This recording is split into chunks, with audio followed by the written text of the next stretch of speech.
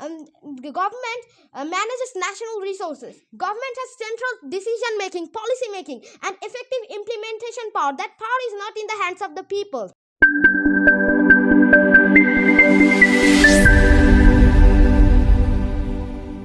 A nation is not great by its number, but by the wisdom of its ruler. However, Assalamu alaikum.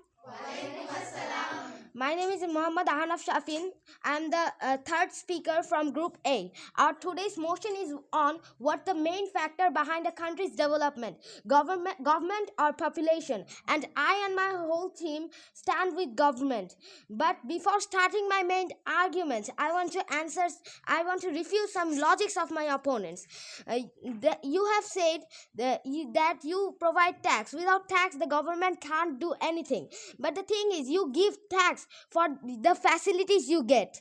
And also, you have talked about corruption. I don't get it. The population choose the government, and it's their mistake if they choose corrupted governments.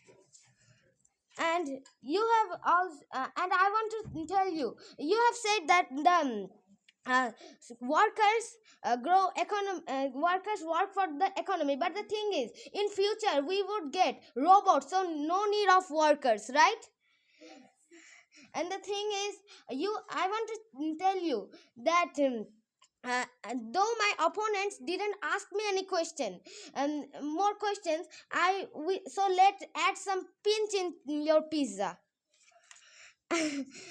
But I think it's very adorable that you think that population is the main factor behind a country's development. So does it mean that a classroom with 100 kids will surpass a classroom with 20 adults and a good teacher?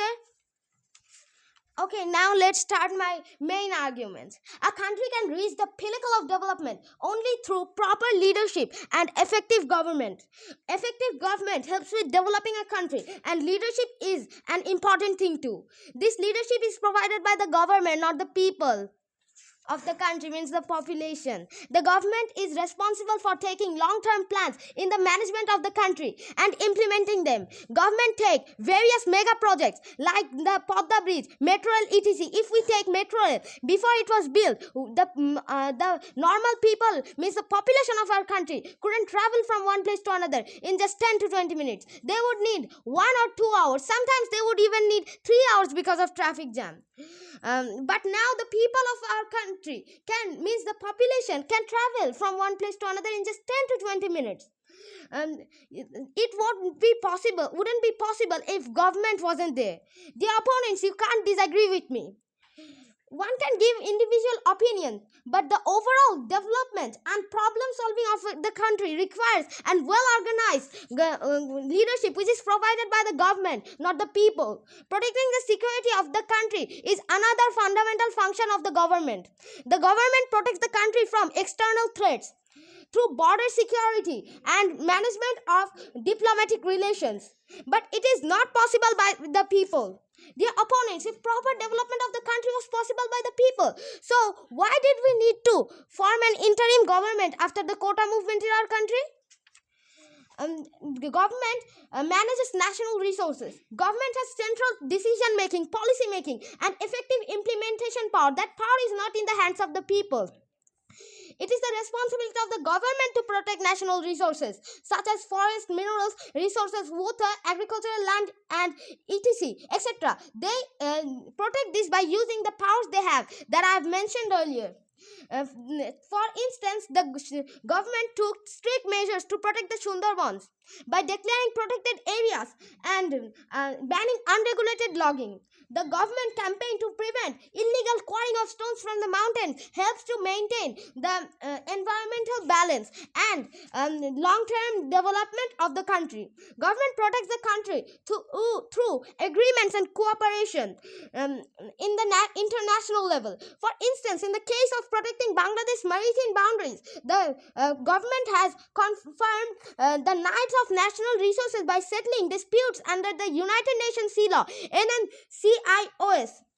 The government role is more crucial than the people's in ensuring food security and agricultural development. The government leads by formulating policies, providing subsidies, supplying technology, and developing infrastructure for the agricultural sector. It is also responsible for proper management of stockpiles and distribution. In times of natural disasters or economic crisis, government efforts are essential to maintain food supply, while the people contribute through awareness and participation in the production. Their efforts are limited without government support. Therefore, government are the driving forces behind ensuring food security. In protecting vulnerable and minor groups, the government is very important, as the provision of social security, education, healthcare, and legal protection by the government helps to improve the quality of life of this group. But the government can introduce specific programs for the vulnerable group that will help them to become socially and economically self-reliant. The dear adversary, in the people may be accomplices in this regard, but the initiative of the government acts as a safeguard.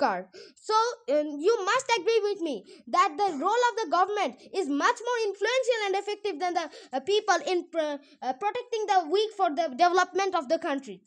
I want to tell my opponents claiming population is the main factor behind the country's development is like saying a car size determines its speed.